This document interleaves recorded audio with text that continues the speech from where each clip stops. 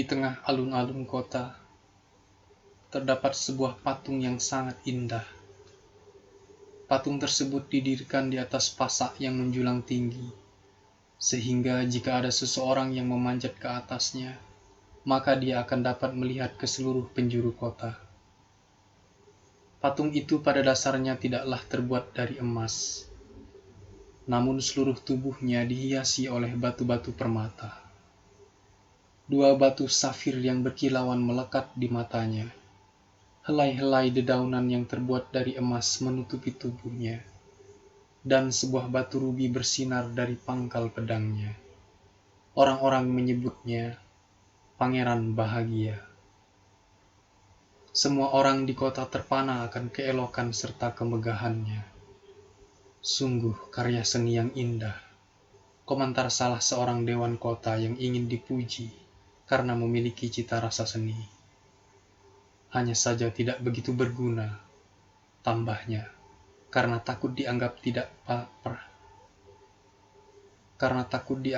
praktikal, walaupun sebenarnya dia memang tidak. Kenapa kau tidak bisa bersikap seperti Pangeran Bahagia? Tuntut seorang ibu yang bayinya terus menangis meminta bulan. Pangeran Bahagia tidak pernah menangis karena meminta apapun. Syukurlah di dunia ini masih ada orang yang sangat bahagia, ucap seorang pria yang selalu tampak kecewa sambil memandang patung itu dengan tatapan sayu.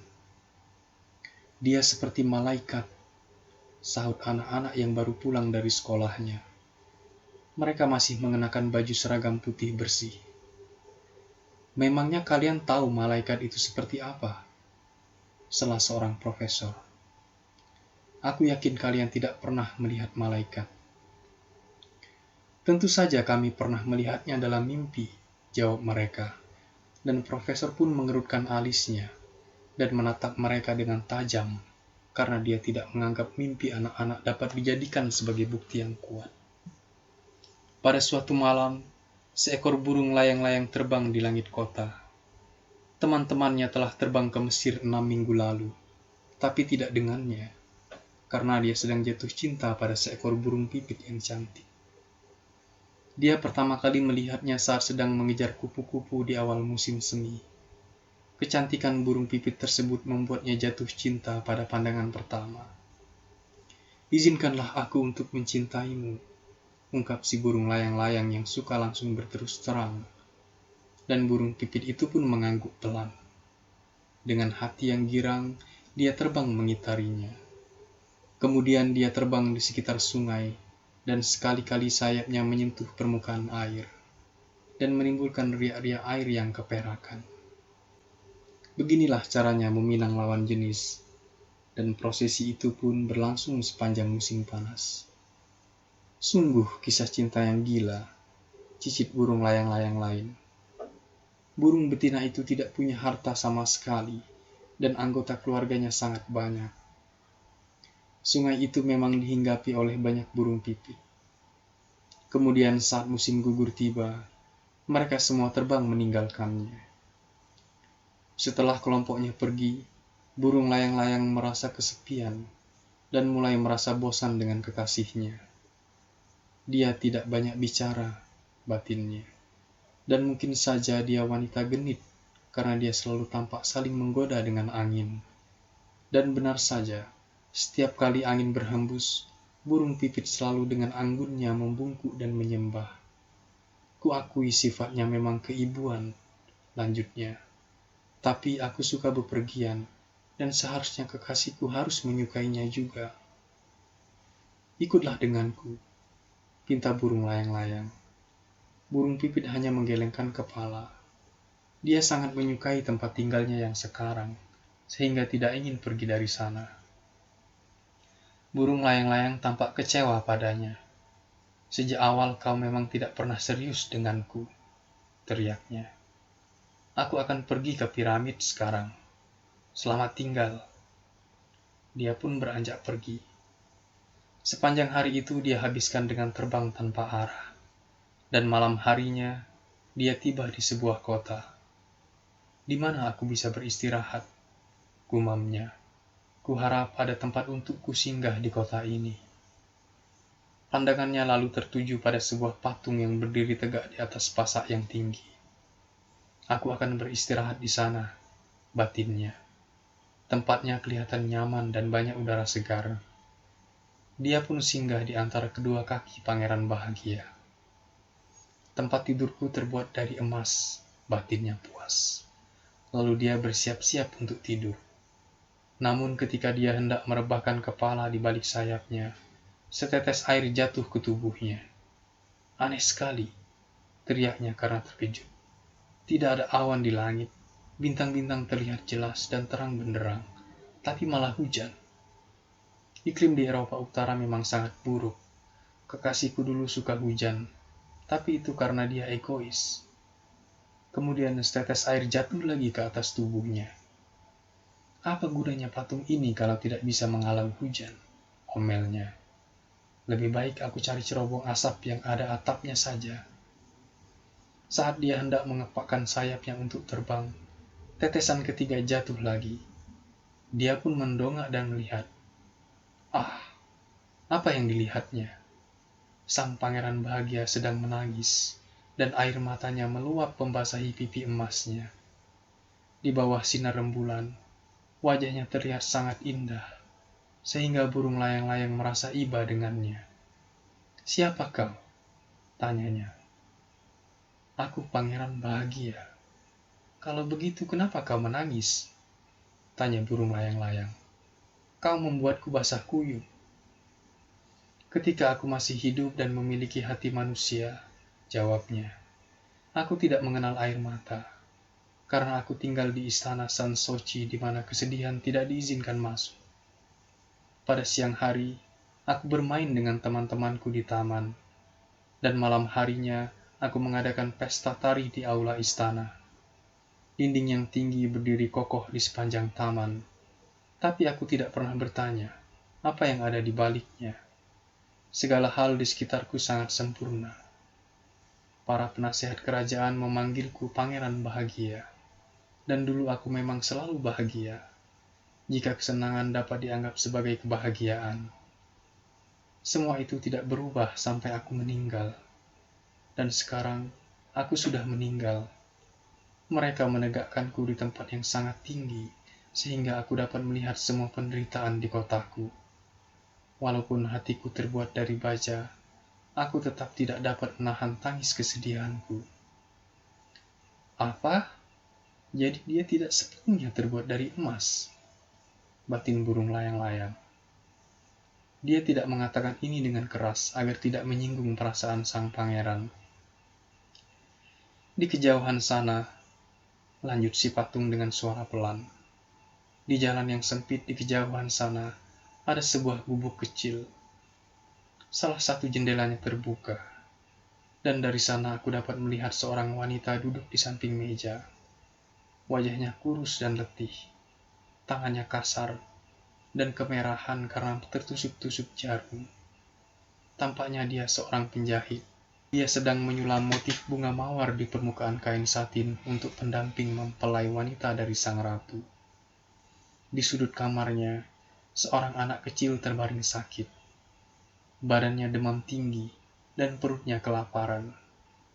Dia ingin memakan buah apel.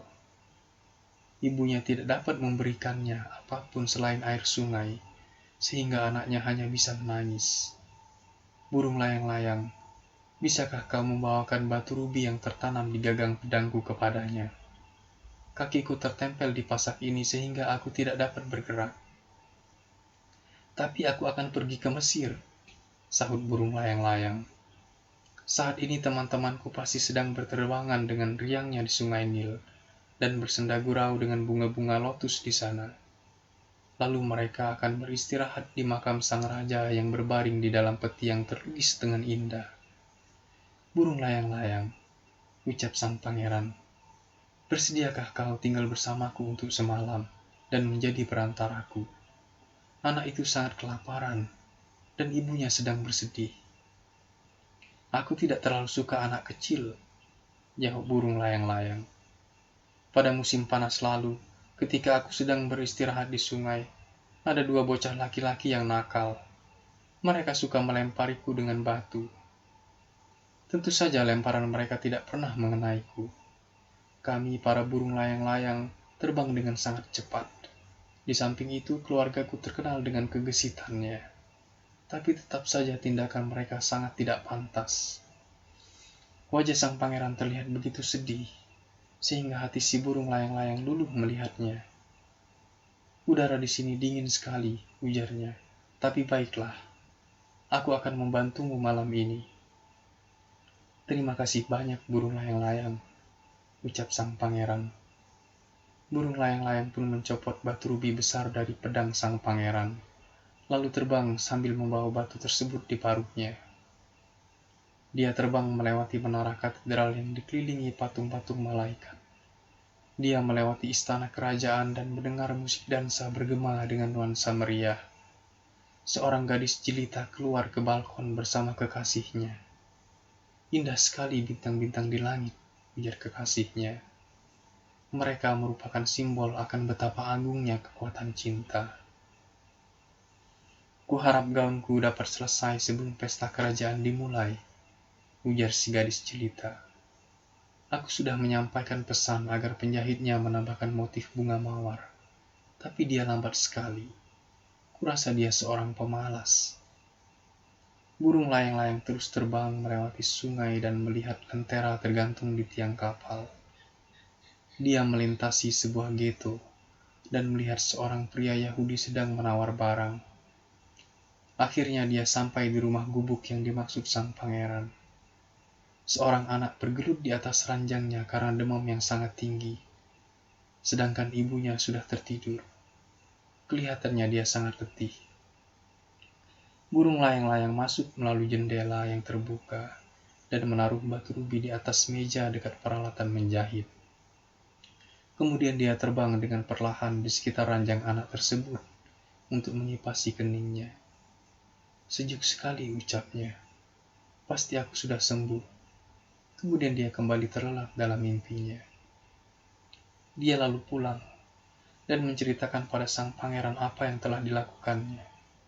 Aneh sekali, komentarnya. Walaupun udara di sekitarku sangat dingin, aku merasa hangat sekarang.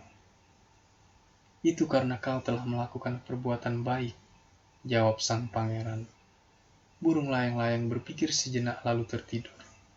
Berpikir selalu membuatnya mengantuk. Ketika fajar mulai menyingsing, dia terbang ke sungai dan mandi di sana. Sungguh fenomena yang aneh, ujar seorang profesor ornitologi. Saat dia sedang melintas di atas jembatan, ada burung layang-layang di musim dingin. Dia pun mengirim laporan yang sangat panjang ke kantor berita lokal. Saat berita itu beredar, semua orang memperbincangkannya. Namun isinya penuh dengan kata-kata yang tidak dapat mereka pahami. Malam ini aku akan pergi ke Mesir, ujar burung layang-layang. Dan dia sangat bersemangat untuk terbang. Sebelum memutuskan untuk pergi, dia mengunjungi semua tempat menarik di kota dan duduk sangat lama di atas menara gereja. Dimanapun dia bertengger, para burung gereja selalu berkicau satu sama lain. Orang asing itu aneh sekali. Namun dia tidak memperdulikan mereka dan tetap menikmati waktu santainya. Ketika rembulan mulai menghiasi langit, dia kembali pulang. Apa kau mau ikut denganku ke Mesir? Ajaknya. Kita bisa pergi bersama kalau kau mau. Burung layang-layang, ujar sang pangeran. Bisakah kau tinggal semalam lagi di sini? Tapi teman-temanku sedang menunggu di Mesir, jawab burung layang-layang. Besok teman-temanku akan terbang mengunjungi air terjun yang sangat tinggi di sana. Kemudian mereka akan terbang menelusuri sungai yang di sekitarnya dikelilingi oleh rerumputan yang beraneka ragam.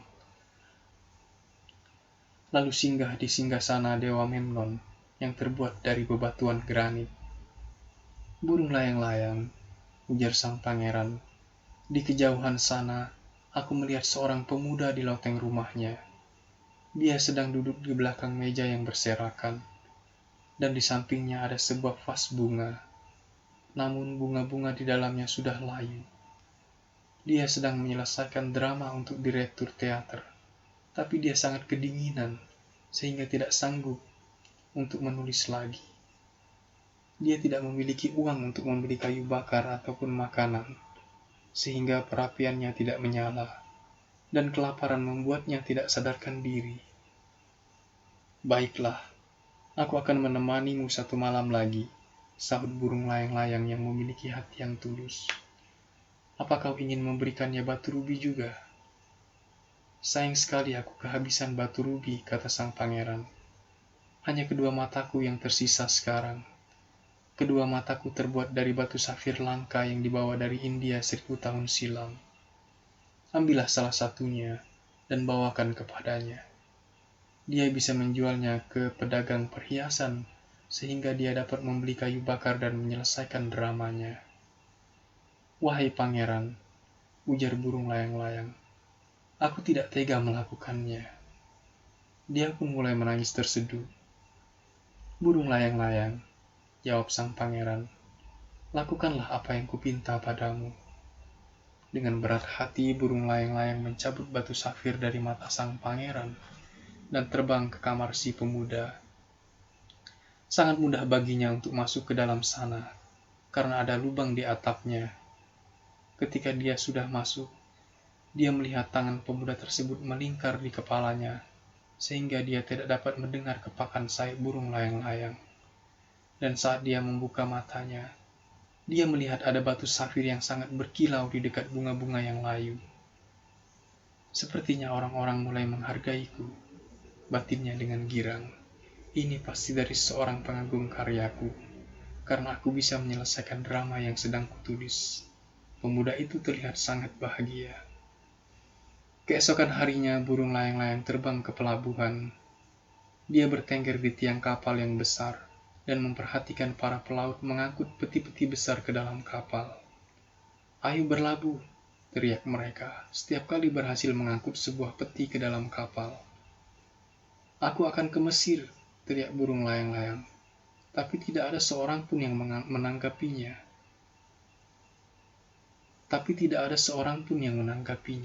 Dan ketika bulan kembali bercahaya, dia pulang ke tempat sang pangeran.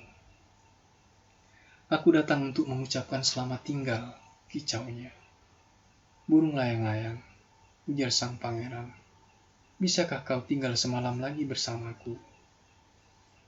Sekarang musim dingin, jawab burung layang-layang, dan salju akan segera turun di sini. Sedangkan di Mesir, matahari selalu bersinar hangat. Teman-temanku sekarang pasti sedang membangun sarang di kuil Baalbek, sambil ditemani oleh para burung dara yang saling berkicau. Wahai pangeran, kurasa aku harus meninggalkanmu, tapi aku tidak akan pernah melupakanmu. Dan di musim semi nanti aku akan membawakanmu 2 batu permata yang sangat indah untuk mengganti perhiasan yang telah kau berikan. Batu rubi yang nanti kubawa akan lebih merah dari mawar, dan batu safirnya akan sebiru lautan. Di alun-alun kota, mulai sang pangeran, ada seorang gadis penjual korek api.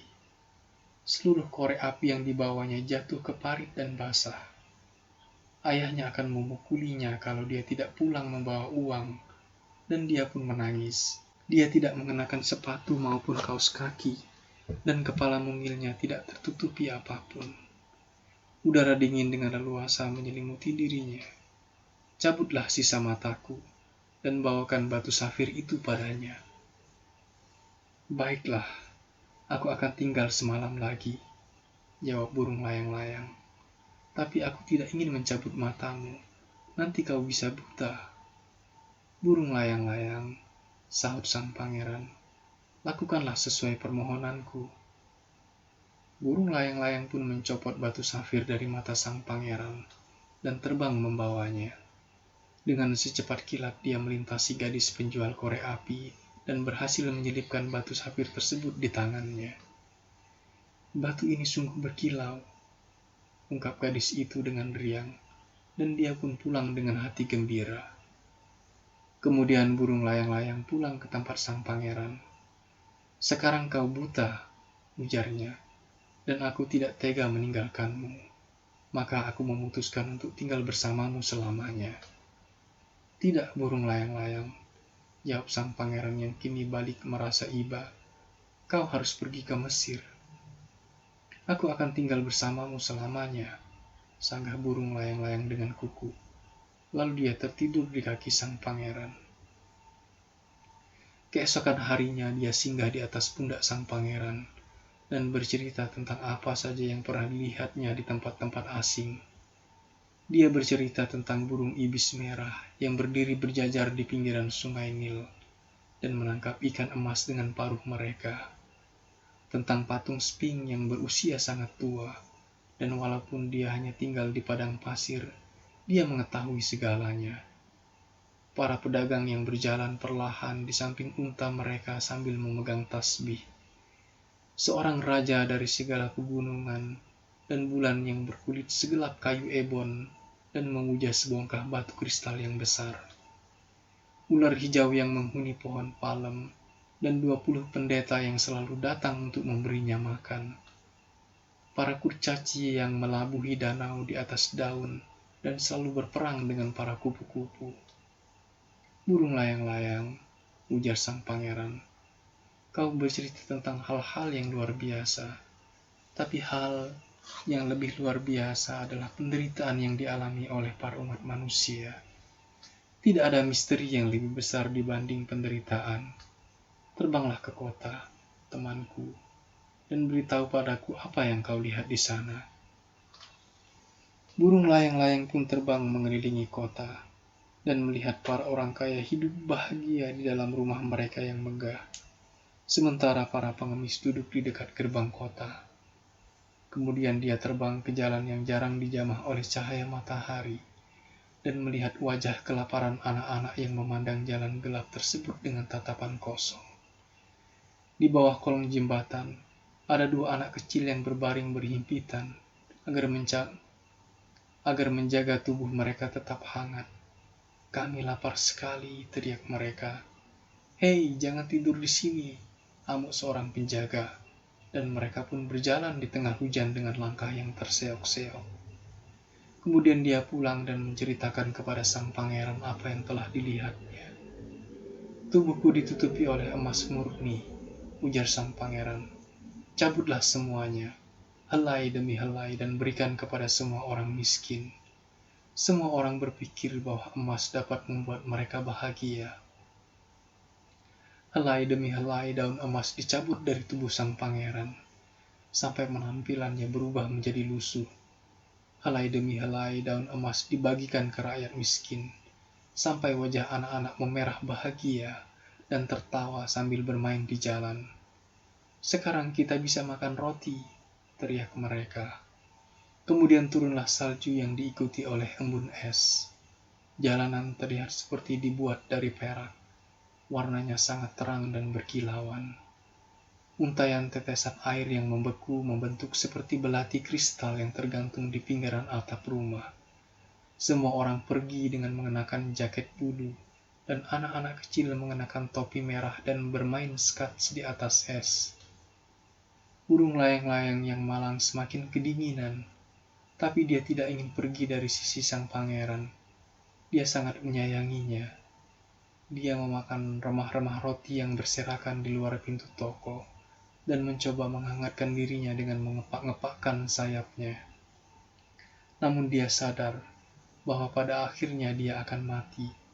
Sekarang dia hanya memiliki sisa tenaga untuk terbang ke pundak sang pangeran untuk yang terakhir kalinya. "Selamat tinggal, pangeran," bisiknya. "Izinkanlah aku mencium tanganmu."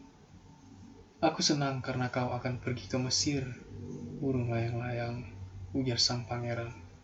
"Kau telah tinggal terlalu lama di sini. Tapi aku ingin kau mencium pipiku, karena aku menyayangimu." "Aku tidak akan pergi ke Mesir," jawab burung layang-layang. "Aku akan pergi ke rumah kematian dan beristirahat di sana untuk selamanya." Kemudian burung layang-layang mencium pipinya dan jatuh tak berdaya. Kini dia telah mati. Tepat pada saat itu juga, sebuah suara retakan terdengar dari dalam tubuh pangeran. seolah ada sesuatu yang hancur di dalam dirinya. Sebenarnya, hati baja sang pangeran terbelah menjadi dua, mungkin karena embun es yang sangat dingin. Esok paginya, wali kota sedang berjalan di alun-alun sambil ditemani oleh para dewan. Saat mereka melewati patung sang pangeran, mereka berdecak, "Ya ampun, lusuh sekali penampilan patung ini." "Ya, lusuh sekali," ulang para dewan kota yang selalu setuju dengan apa saja pendapat dari wali kota. Kemudian mereka menegadah ke atas. Batu rubi hilang dari pedangnya, begitu juga dengan mata safirnya, dan tubuhnya yang dulu dibalut emas kini hanya seperti